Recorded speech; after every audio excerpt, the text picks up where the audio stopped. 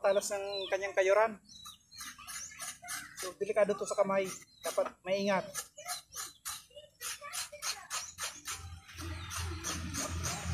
Tagal ko lang ginawa to, mga isang dekada na, mahigit.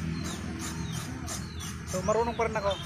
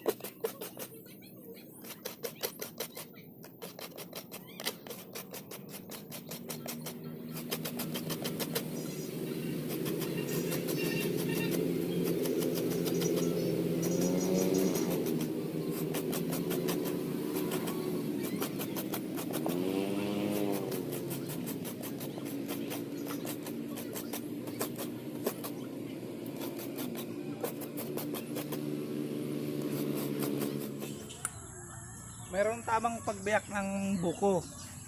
Nakita nyo yung linya, ayan, 3. So dito siya, dito dapat.